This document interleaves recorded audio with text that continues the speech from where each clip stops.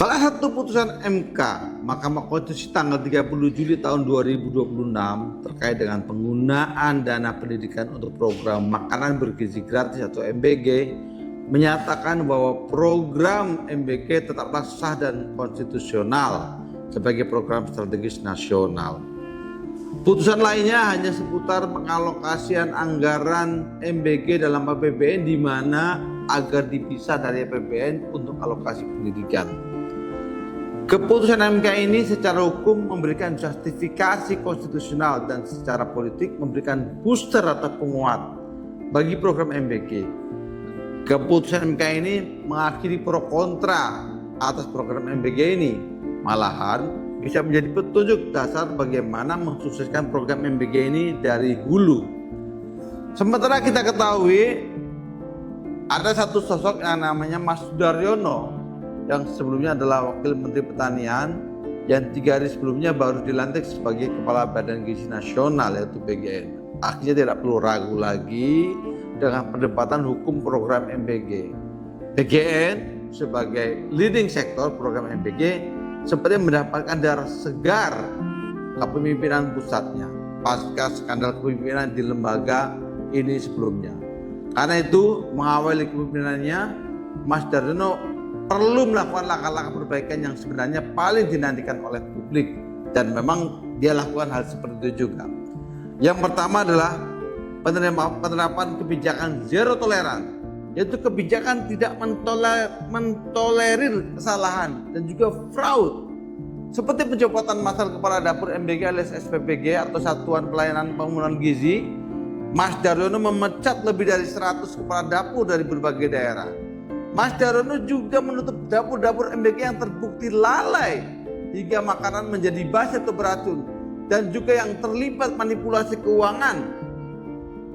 Juga menghentikan ganti rugi bagi dapur MBG yang disuspend karena melanggar SOP. Hal yang lainnya adalah reformasi tata kelola dan transparansi ruang kerja. Hal ini dilakukan dengan memperkuat digitalisasi sistem pengelolaan anggaran dan operasional dari hulu sampai hilir. Juga melarang pertemuan tertutup dengan para mitra pengolah dapur maupun supplier bahan baku. Jadi jangan harap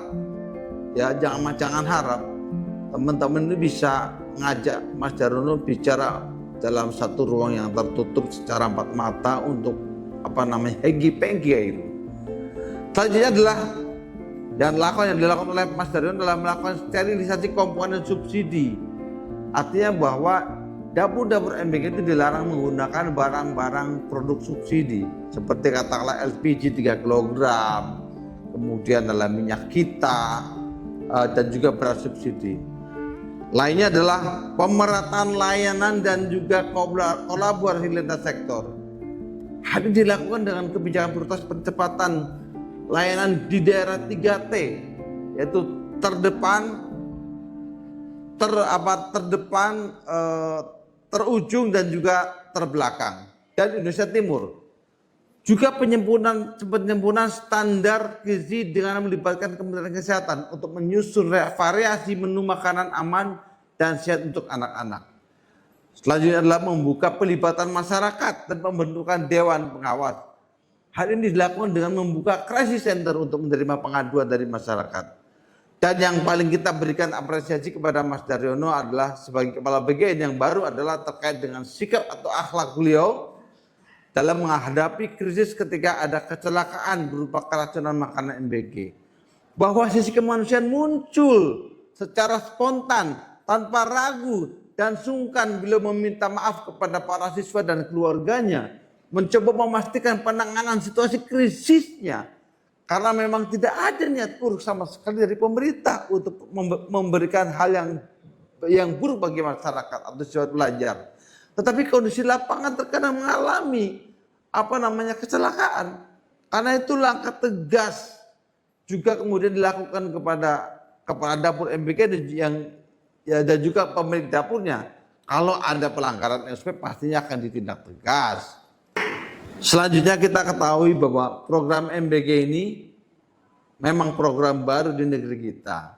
Sudahlah baru, juga diberlakukan secara nasional, masif dan juga cepat. Karena itu memang banyak kaget di sana sini Tapi di sinilah niat baik pemerintahan Prabowo kita apresiasi. Beliau tidak ingin berlama-lama program ini sampai ke rakyat di pojok-pojok negeri ini. Gak boleh berlama-lama, segera saja. Bahwa tujuan program ini adalah memberikan makanan bergizi untuk pelajar, bumil, ibu menyusui dan juga balita. Ini adalah investasi jangka panjang. Mungkin 5 atau 10 tahun yang akan datang kita baru merasakan manfaatnya, yaitu generasi yang sehat dan kuat.